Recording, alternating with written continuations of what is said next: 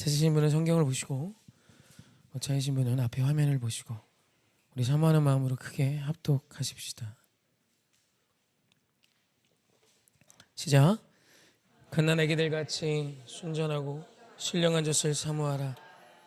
이는 그로 말미암아 너희로 구원에 이르도록 자라게 하려 함이라. 아멘. 우리 바라보시며 한번 인사하십시다. 하나님 사랑합시다. 내 이웃 사랑합시다. 아멘. 선포합시다. 당신이 이 땅의 작은 예수입니다. 당신이 이 땅의 작은 예수입니다. 아멘. 사랑하고 축복합니다. 우리가 아는 생물들을 보면 갑각류가 있죠. 실질적으로 갑각류 인생이라는 표현이 있답니다. 갑각류 뭐 혹시 랍스터 좋아하세요? 네, 맛있죠. 근데 세 보이죠. 세죠. 뭐 이렇게 소라도 그렇고 이렇게 뭐 큰 소라 같은 거 이렇게 해변가에 가다 밟으면 발이 찢어지기도 하죠. 그래서 갑각류 하면 굉장히 세 보이고 단단해 보이고 든든해 보입니다. 근데 제가 예전에 이게 뭐 이렇게 TV 생물도감인가 뭐 이렇게 유튜브 채널을 보는데 잘 모르겠습니다. 뭔지 정확히는 채널 이름을. 근데 문어를 키우더라고요. 근데 문어가 이 갑각류를 엄청 좋아합니다. 진짜 잘 먹어요. 가서 개를 사냥해서 먹는데 뭐 전혀 문제가 없어요. 한 번은 이제 문어가 한 요만할 때 쫙 펼치면 3, 40cm 될 때 랍스터 한 2kg짜리를 먹이로 줘봤어요. 너무하다 싶을 정도로 컸습니다. 저거 문어 잡히면 다 끊어질 것 같았어요. 집게 얼마나 무서워요, 그죠? 집게가 이만하잖아요. 근데 문어가 개를 제압하는데 10초도 안 걸렸습니다. 그냥 자기 몸만한 랍스타를 그냥 한 방에 제압해서 빨판으로 그걸 모두 다 감싸 안더니 그 갑각류 틈새에 독을 주입해서 신경을 마비시킨 뒤에 다 빨아먹었습니다. 충격받았어요. 물론 문어가 지능이 높다 여러 가지 이유가 있지만 사실 갑각류라는 것이 겉은 엄청 단단하고 화려하고 대단해 보이지만 그 안에 있는 살은 너무 연해서 바다 밖에 노출되어 있으면 삽시간에 녹아버리는 지극히 약한 내적 기질을 갖고 있죠. 그래서 갑각류 인생이란 표현은 사실 심리학에서도 간간히 나오는 용어인데 오늘 우리 인생이 갑각류 인생 같은 사람들이 많고 사실 세상이 이런 인생을 크게 문제없이 생각하며 갑각류 인생처럼 살 때가 많다는 것입니다. 겉에는 큰 집게가 있습니다. 학벌, 돈, 재력, 외모, 예쁘고 멋지고 좋은 집, 좋은 차 많지만 사실 그 안에는 한 방이면 쓰러지고 무너져 버릴 너무나도 약함이 있는 거죠. 그래서 조개 안에 있는 조개살은 참으로 연하죠. 그 겉에 있는 그 조개가 무너지면 다 부서지는, 밖에 있는 집게 하나가 떨어지면 다 박살나 버릴 것 같은 사실은 가장 약한 어린아이 같은 모습이 갑각류 인생이라 이겁니다. 여러분은 어떠십니까? 여러분의 겉은 그래도 여기 모인 분들 괜찮거든요. 스스로 어떻게 생각하실지 모르지만 멋져 보이고 또 피곤한 몸 이끌고 나올 믿음도 있지만 혹 우리의 내면은 말 한 방이면 또 상황의 어려움 한 번이면 다 무너져 버리는 갑각류 인생 같진 않으십니까? 사실 우리 하나님은 이런 우리에게 올곧은 중심과 단단한 뼈를 주기 원하세요. 사실 오늘 말씀이 그런 표현입니다. 그래서 오늘 말씀 한번 같이 다시 읽어봅시다. 함께 합독해 볼까? 시작. 갓난아기들 같이 순전하고 신령한 젖을 사모하라. 이는 그로 말미암아 너희로 구원에 이르도록 자라게 하려 함이라. 아멘. 오늘 말씀에서 우리에게 주목하여 봐야 할 것은 자라게 함입니다. 하나님께서는 우리가 자라기를 원하세요. 자랐다라는 것은 내 겉에 든든한 등딱지가 생겼다는 게 아니라 오늘의 중심이 단단해져 간다는 것입니다. 겉으로는 아무것도 아닌 것 같죠. 그게 그리스도인입니다. 그리스도인은 내가 죽은 자예요. 나의 주장, 나의 생각, 심지어 나를 십자가에 못 박은 인생이 예수 그리스도를 믿는 그리스도인입니다. 나는 죽고 예수로 사는 사람. 내가 죽었다는 뜻은 시신 같은 인생 아닙니까? 내 의견이 별로 없어요. 내 웬만한 건 괜찮습니다. 진리가 아닌 이상 나와 다른 자도 저는 사랑할 수 있습니다. 그냥 어떻게 보면 아무것도 아닌 것 같은 그가 폭풍이 오고 광풍이 불러 유라굴로 강풍에 알렉산드리아가 파손하기 일보 직전에 죄수 노인 바울이 일어나 말합니다. 주께서 여기 누구의 생명도 해하지 않을 것이며 오늘 이 위기 가운데 하나님께서 우리를 구원하시겠습니다, 하실 것입니다를 외치며 누구도 앞설 수 없었던 그 위기 가운데 빛나는 인생, 그게 성장이고 그리스도인의 힘이며 그리스도인이 가진 저력이란 뜻이죠. 그래서 그리스도인은 갑각류 인생이 아니라 알면 알수록 강력한 자이고 겉으로는 정말 유순하고 아무 힘도 없어 보였으나 그의 삶의 기준, 진리, 생명의 말씀이 다비되어 올곧게 선 겉이 아닌 그 안이 단단하여 너무 강함이 있고 무너질 만한 상황 가운데 다시 일어나 견디며 모두가 다 나자빠지는 그 가운데 소망을 말하는 사람이 사실 그리스도인이라 이것입니다. 여러분, 그 자람 앞에 오늘 말씀에서는 신령한 젖을 말씀합니다. 한번 다시 오늘 본문 읽습니다. 시작. 갓난아기들 같이 순전하고 신령한 젖을 사모하라. 이는 그로 말미암아 너희로 구원에 이르도록 자라게 하려 함이라. 아멘. 갓난아기들 같이 순전하여 신령한 젖을 사모할 것을 청합니다. 신령한 젖의 핵심은 여러분, 젖은 뼈와 근육을 자라게 하죠. 그죠? 젖을 잘 먹으면 잘생겨집니까? 어려우세요? 아무리 젖을 많이 먹어도 인물하고는 별로 크게 상관없는 것 같습니다. 젖을 막 한 번에 막 엄마 젖을 한 번에 다 빨아먹어도 인물과는 특별히 그죠? 젖을 힘차게 빨아먹으면 어떻게 좋은 대학 들어갑니까? 젖을 힘차게 빨아먹으면 어떻게 뭐 돈이 좀 생깁니까? 사실 젖은 지극히 우리의 피와 뼈와 근육과 관련되어 있습니다. 그 젖을 빠는 아이의 골격근을 유지해요. 맞죠? 그래서 성장케 합니다. 그래서 어머니 모유를 잘 빨아먹고 왜 옛날에 물젖이네 참젖이네 이런 얘기 했잖아요. 요즘에 이제 분유 먹고 그죠? 애들이 분유들 많이 먹는데 그 젖의 핵심은 우리의 뼈를 자라게 하고 근육을 자라게 하고 우리의 내적인 성장을 갖고 오는 힘이 있죠. 그래서 사도 바울은 신령한 젖을 말하는 것입니다. 그리고 그 젖을 사모해야 해라고 말하고 있죠. 그럼 그 젖을 먹어야 자란다는 뜻이잖아요. 아멘? 어렵지 않죠? 말씀을 논리적으로 설명하고 있으니까. 그럼 그 젖이 뭔가? 오늘 우리가 봤던 베드로전서 2장 2절 이전에 베드로전서 1장 후반부에 베드로 사도께서 말하는 반복하여 표현하는 말씀이 있습니다. 우리 한번 베드로전서 1장 23절로 25절 말씀을 함께 합독합시다. 시작. 너희가 거듭난 것은 썩어질 씨로 된 것이 아니요 썩지 아니할 씨로 된 것이니 살아있고 항상 있는 하나님의 말씀으로 되었느니라. 그러므로 모든 육체는 풀과 같고 그 모든 영광은 풀의 꽃과 같으니 풀은 마르고 꽃은 떨어지되 오직 주의 말씀은 세세토록 있도다 하였으니 너에게 전한 복음이 곧 이 말씀이니라. 아멘. 사도 바울이 이 말을 한 뒤에 신령한 젖을 사모해라. 그것이 너를 자라게 한다 라고 말씀하세요. 그럼 오늘 우리를 자라게 하는 신령한 젖은 오늘 우리가 멋지게 찬양을 하고 기도를 2시간 3시간 하는 것보다 오늘 이 말씀의 중심은 뭐냐면 말씀을 사모하라는 것입니다. 여러분, 말씀을 사모하래요. 하나님의 뜻을 사모해야 해요. 사랑하는 성도님, 말씀을 사모하십니까? 뻔한 얘기죠, 그죠? 근데 그것이 오늘 우리를 자라게 하고 강하게 하고 든든하게 하며 견디게 하고 오늘 그것이 오늘 우리의 삶의 근간이 되어야 오늘 우리가 위기를 넘고 풍파를 지나 하나님의 영광을 말하고 모두가 다 쓰러지며 소망이 아닌 절망을 말할 때 하나님의 약속의 말씀을 선포하며 소망의 사람으로 생명의 사람으로 설 수 있음을 말씀하시는 겁니다. 여러분, 우리가 힘을 준다고 그와 같은 삶을 사는 게 아니에요. 오늘 병들었다고 그와 같은 삶을 못 사는 것이 아니라 오늘 우리를 자라게 하고 오늘 우리를 힘있게 하며 오늘 우리를 성장케 하는 것은 하나님의 거룩한 말씀이라는 것입니다. 여러분, 여러분의 삶에 말씀이 있으십니까? 말씀이 오늘 여러분을 지탱하십니까? 아니면 오늘 내가 갖고 있는 물질이, 내 자녀가, 내가 갖고 있는 부동산이 나를 지탱합니까?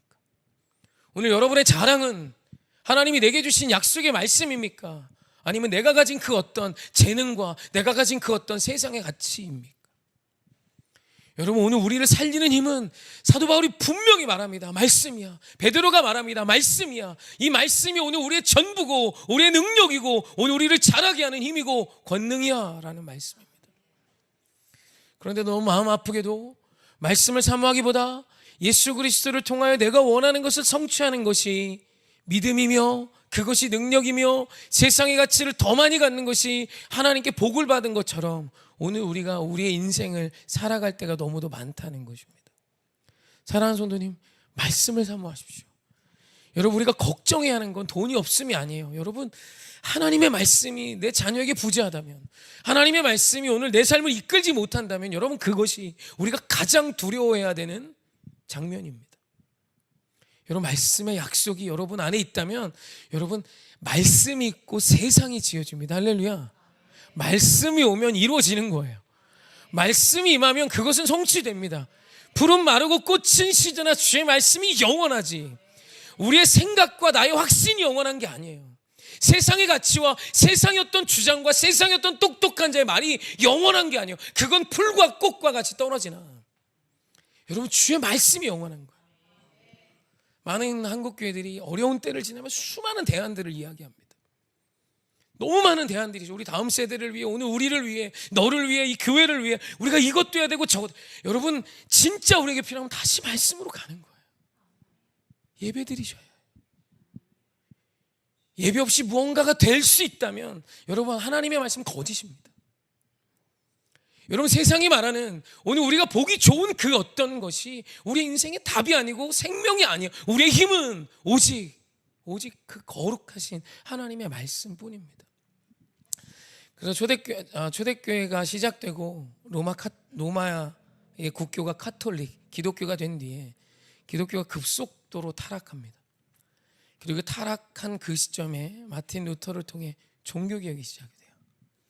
그 종교개혁의 슬로건은 아주 심플합니다. 솔라 예수스, 솔라 그라시아. 솔라 예수스, 오직 예수. 솔라 그라시아, 오직 은혜. 그 다음 세 번째가 솔라 스크립추라, 오직 말씀으로입니다. 다시 본질로 가는 거예요. 오늘 우리 주 예수 그리스도만이 여러분의 삶의 답이 되는 심플하지만 뻔하지만 가장 강력한 인생이 되십시오. 오전 기도회를 이렇게 매일 하는데 아직 또 두통이 와요. 또 계속 부르짖고 기도를 하니까 매일매일 이게 뭐 쉽지 않더라고요. 근데 이게 주셨던 마음이 뭐였냐면 예배 회복이었습니다. 사실 개척을 하고 새벽 예배도 제가 했고 힘들죠. 오전 기도회도 했어요. 그리고 수, 목, 금은 저녁 예배도 있었고요. 그 다음에 개척 초기에는 화요일도 기도 모임을 가졌습니다. 그리고 중간중간에 전도를 다녔어요. 그러다 이제 뭐 이게 몸이 못 견뎌주고 무엇보다 이제 설교 준비하는 게 너무 힘들었습니다. 잠을 거의 못 잤어요. 근데 중요한 건 뭐 사람이 오지도 않았잖아요, 그죠? 맨날 의자에 사람 한두 명인데 맨날 설교 준비하고 의자만 은혜 받았어요, 의자만. 그러다 이제 몸이 좀 안 좋아지고 오전 기도를 포기하고 새벽 예배를 하다가 이제 목사님이 오시고 다시 예배를 부활하면서 하나님이 주신 기대감이 있어요. 예배가 시작되면 회복이 옵니다. 여러분, 다른 것에 회복이 있지 않아요. 여러분, 그래서 하나님이 일하시는 거예요. 하나님의 역사는요, 우리가 뭘 하냐 안 하냐에 좌우되지 않습니다. 우리가 해야 될 첫째 사명은 예배 드리는 거예요. 그래서 저는 이제 노방 전도라는 표현보다 거리 예배라는 표현을 계속하죠. 입에 자꾸 전도 전되게 해가지고. 근데 기타를 들고 나간 것도 딴 게 아닙니다. 하나님 이 땅에 예배가 회복되게 해주세요. 13년 기도하고 찬양하면 놀라운 일이 있겠지. 이후로도 여러분, 예배 회복해야 합니다. 말씀을 듣는 걸 사모하십시오. 여러분, 지금 한국교회 위기는 예배의 폐암이에요. 우리가 예배보다 더 중요한 것들이 너무 많습니다. 말씀을 듣는 자를 사모하는 자들이 이제 갈수록 줄어듭니다. 여러분, 교회의 바운더리 안에 있는다고 안전한 게 아닙니다. 말씀이 오늘 내 삶의 중심으로 서 있지 않으면 그건 교회일 수 없어요. 여러분, 우리의 가부는 하나님의 말씀이어야 합니다. 그 신령한 젖을 사모하십시오. 그게 그리스도인의 힘입니다. 그런데 이제 고린도후서에 보면요, 이런 표현이 나옵니다. 한번 같이 읽어볼까요? 함께 합독합시다. 시작. 우리는 수많은 사람들처럼 하나님의 말씀을 혼잡하게 하지 아니하고 곧 순전함으로 하나님께 받은 것 같이 하나님 앞에서와 그리스도 안에서 말하노라. 아멘. 고린도 교회에 이제 이단이 많이 있었고 말씀을 혼잡케 하는 사람들이 많이 있었답니다. 그래서 사도 바울이 한 말이에요. 우리말 혼잡하게 하다로 번역된 헬라어가 굉장히 재미있는 단어입니다. 헬라어가 카펠리오라는 동사인데, 이 카펠리오라는 동사의 어원이 어디서 오냐면 보따리 장사꾼이 매매하다라는 뜻에서 왔어요. 이해가 잘 안 되죠. 혼잡한 거하고 보따리 장사꾼이 뭐를 파는 거하고 무슨 상관인가 싶지만, 여러분 보통 보면 이제 매장을 갖고 점포를 가지고 이렇게 장사하는 분은, 맨날 그 자리에 와서 장사하는 분은 자기가 판 상품을 책임지는 사람이죠. 뭐 하자가 있으면 갖고 올 거 아닙니까? 그죠? 근데 보따리 장사꾼은 이 동네 오늘 왔는데 다음에 이 동네 언제 올지 몰라요. 그죠? 그러니까 내가 판 물건을 책임지지 않아 팔면 끝입니다. 그래서 무슨 일을 했냐면 포도주에 물을 타요. 우리나라로 치면 간장에 물을 타고 된장에 소금 타고 뭐 그렇게 해서 섞는 겁니다. 그 단어에 기인한 게 카펠리오예요. 혼잡하다라는 뜻. 그러니까 혼잡하다라는 이 단어의 핵심은 섞는 것을 의미합니다. 섞이는 거예요. 여러분, 주님의 놀라운 말씀이 오늘 우리 안에 진리로 임했을 때, 오늘 우리를 넘어뜨리는 건 세상에 어떤 음란해야 돼 이런 말이 아니라 그 말에 무언가가 조금씩 섞여 들어오는 겁니다. 여러분, 나를 혼잡케 하는 섞여진 말은 어떻게 분별할까요? 분별해야 될 거 아니에요. 그죠? 여러분, 하나님의 말씀을 혼잡케 하는 건 사단의 핵심 일입니다. 사단 사역의 최고봉이에요. 그럼 이 혼잡한 말씀을 어떻게 분별할까요? 뭐 여러 가지가 있겠지만, 여러분, 복잡한 것보다 첫째, 내 뜻과 일치하고 내가 듣고 싶어하는 말을 계속하는 곳은 혼잡한 곳입니다. 사단은 하와에게 선악과를 바라보며 부담스러워하고 힘들어하는 하와에게 이렇게 말합니다. 이거 먹지 마. 먹으면 죽어라고 말하지 않아요. 먹어도 돼. 이거 먹으면 하나님처럼 될걸? 듣고 싶은 말을 해줍니다. 여러분, 이게 참 어렵지만 우리가 도전해야 하는 거예요. 사랑하는 성도님, 오늘 우리 하나님 우리에게 하시는, 우리를 잘하게 하시기 위해 하시는 말씀은 틀림없어요. 나를 어렵게 합니다. 이미 잘 사는, 잘 서로 도덕적으로 윤리적으로 사는 사람에게 하나님이 뭐하러 찾아줘서 더 도덕적이어야 해 라고 말씀합니까? 그럴 필요 없죠. 하나님 그 말씀을 하시고 오늘 나를 불편케 하시는 이유는 이것을 내 삶에서 도려내길 원하시는 거예요. 그래서 하나님이 내게 주시는 말씀은 언제나 좀 힘들고 어렵습니다. 제가요, 이렇게 설교를 이렇게 준비해서 여기 서서 전하면 제가 말한 거에 제가 찔림을 받습니다. 신기하죠? 여러분 모르실 거예요. 그게 하나님이 하시는 일입니다. 여러분, 하나님의 말씀은 오늘 우리를 쪼개고 찔러요. 혼잡한 말이 오늘 우리에게 참 어려운 이유가 뭐냐면 내가 원하는 말이기 때문입니다.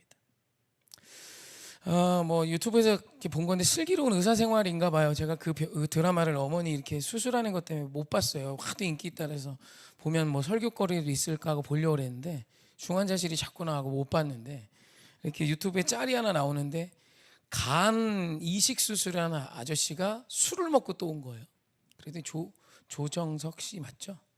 그분이 이제 의사로 나오는데 술 드셨죠? 그러는 거예요. 안 먹었다고. 드셨잖아요. 수치가 말하는데. 그랬더니 그 간이식 받은 아저씨가 친구들이 먹자 그래서 어쩔 수 없이 먹었다 이렇게 이야기를 해요. 그런데 그 다음에 이렇게 이야기하더라고요. 아저씨 지금 두 딸이 간이식을 해줬다. 첫 번째 딸이 간이식을 해준 것도 술 먹어서 또 이식을 받아서 둘째 딸 간을 받았는데, 두 딸이 생명을 걸고 간이식을 해줬는데 또 술을 드신다고? 그리고 간이시간 아저씨를 아는 그 사람이 친구인데 술을 먹자고 했다고요? 저는 더 이상 진료하지 않습니다. 수술하지 않습니다. 저한테 찾아오지 마세요 라고 하면 짤이 끝나요. 여러분, 그 얘기를 들으면 아저씨가 얼마나 힘들었겠어요. 불편하죠. 하지만 그게 좋은 의사입니다. 여러분, 우리가 말하라는 것이 아닙니다. 우리의 삶이요, 여러분, 메시지가 있어요. 우리 그리스도인이 혼잡하지 않는 삶을 사셔야 합니다. 힘들어요. 그런데 오늘 어떤 한 집사님의 삶을 보니 내가 이대로 살면 안 되는 거예요. 여러분, 뭐 이렇게 말 많이 안 하셔도 돼요. 강단에서 전하고 계시잖아요, 하나님이. 우리가 진짜 해야 되는 건 내 삶으로 혼잡치 않은 주의 말씀이 답이 되어 살아가는 멋진 오늘을 살아주십시오. 여러분, 그러면 분명히 혼잡한 이 세상이 예수 안에 깨끗해질 것입니다. 할렐루야. 제가 좀 이렇게 뭐 좀 마음이 좀 어렵고 힘들 때 우리 아이들이 참 큰 은혜가 될 때가 있어요. 오늘 이렇게 우리 둘째하고 이렇게 손을 잡고 오는데 우리 둘째가 아빠, 왜? 우리 반에 은이한 애가 되게 많아. 금리빨, 은리빨한 애가 그렇게 많대요. 그래서 제가 그랬지, 멋지냐 그랬더니 아니래. 그래서 너는 없잖아. 없지. 왜 없어? 아빠한테 겁나 맞아서 없지. 저희 아이한테 제가 물어봤어요. 아빠 좋아? 그래, 좋대요. 미울 때 없어? 있대요. 언제? 자기 혼내고 때릴 때 밉대요. 저는 적당히 때리지 않습니다. 때릴 때 반쯤 박살내요. 양치질 때만 2번 크게 맞았습니다. 그리고 아이들이 이제는 양치질을 꽤 잘합니다. 저에게 그렇게 가르쳤던 분이 어머니세요. 양치질 안 하면 좁혔습니다. 진짜 화장실에 집어 던졌어요. 이렇게까지 해야 되나? 저도 어렸을 때 그랬어요. 이게 내 친엄마가 맞나? 근데 돌아보니 저는 금리 은리 하나도 없습니다. 사실 지금도 치석은 있겠지만 충치가 없어요. 저희 아이들에게 그렇게 했던 저희 아이 셋 다 금리 은리 없습니다. 하나도 없습니다. 좁혔습니다. 닦으자! 그럼 울면서 양치하는 거지. 막 이러면서. 그러면서 저희 아이가 그러더라고요. 아빠 말이 옳은 거 맞지? 좋은 거지? 그랬더니 둘째가 좋은 거더라고. 그 얘기를 하는데 그게 그렇게 저에게 위로가 됐어요. 여러분, 하나님의 말씀이 우리를 어렵게 합니다. 사는 것도 힘든데, 그죠? 보따리 장사인데 좀 적당히 섞고 팔면 좀 어때, 그지? 서로 좋고, 그죠? 좋은 게 좋은 건데. 근데 우리 하나님은 그걸 도전하세요. 아들, 포도주만 파는 건 어때? 하나님, 여기 저 언제 올지 몰라요. 애들도 돈 필요하고. 하나님, 실제로 어떤 여의도 수목회 한 조영기 목사님 간증 중에 나온 거예요. 한 할머니 집사님이 자기를 찾아와서 이런 얘기 하시더라고요. 목사님, 왜요 집사님? 저 당분간 예수 안 믿을랍니다. 그러더래요. 아니, 안 믿으면 안 믿는 거지 왜 당분간 안 믿냐고. 그랬더니 이분이 하는 말이, 내가 길에서 야채 장사를 하는데 파도 띄워다 팔고 양파도 띄워다 파는데 내가 분명히 50원에 띄웠는데 팔 때는 500원을 받는데 이 사람은 또 어떻게 50원에 띄웠다 그러냐. 맨날 뻥을 친다는 거야. 나도 얼마 안 남아. 400원에 띄웠어. 이거 팔아봐야 100원 남아. 실은 400원이 남는데 100원 남아 거짓말을 계속하니까 자식은 키워야 되고 너무 불편한 거야, 이분이. 그래가지고 조용히 목사님, 진짜 얼마나 순수한 분이야. 목사님, 제가 당분간 예수를 못 믿겠습니다. 언제 믿으실까? 우리 아들들 대학 가면 그럼 내가 다시 예수 믿겠다고. 그래서 조영기 목사님 그랬답니다. 그럼 그냥 거짓말 하시라고. 이거 너무 깜짝 놀란 거야. 그래도 되냐고. 되죠. 근데 하나님이 자꾸 찔림을 주면 조금씩 액수를 줄여보라고. 50원에 띄운 거 300원 뻥치다가 200원으로 줄이고. 그럼 이분이 도전했대요. 그냥 있는 대로 다 말하고 50원에 띄워서 150원에 팔기 시작했답니다. 그러더니 사람들이 이 정직하게 말하는 그 할머니한테 식당 3개가 붙더래요. 할머니는 할머니한테 야채 살 거예요. 그러면서 그 이전보다 뭐 수익이 좀 좋아져서 아이들도 잘 키웠다라는 아주의 배추도사 무도사 시절의 간증 이야기인데 사실 그분이 얼마나 어려웠겠어요. 주님 뜻대로 했더니 잘 될 거라가 아니라 당연히 잘 되죠. 그건 당연한 겁니다. 어떤 모양으로든 하나님이 잘 되게 하실 줄 믿습니다. 그런데요, 오늘 우리 인생에 하나님이 도전하시는 이 혼잡지 않은 진리 앞에 우리 힘내셨으면 좋겠습니다. 여러분, 오늘 그리스도인은 적당히 사는 자가 아니라 온전히 사는 자며, 그리스도인은 세상과 비슷하게 하지만 조금 다르게 사는 자가 아니라 거룩히 나를 구별하여 드리는 자들입니다. 여러분, 그 기준은 오직 말씀뿐이에요. 그래서 우리 말씀이 답이 돼요. 혼잡케 하는 내가 듣기 좋은 어떤 말이 아니라 용기 내요. 하나님이 내게 도전하시는 그 말씀으로, 사명으로, 생명이 있는 그것으로 우리 인생을 채워 가십시다. 아멘, 아멘. 우리 찬양합시다.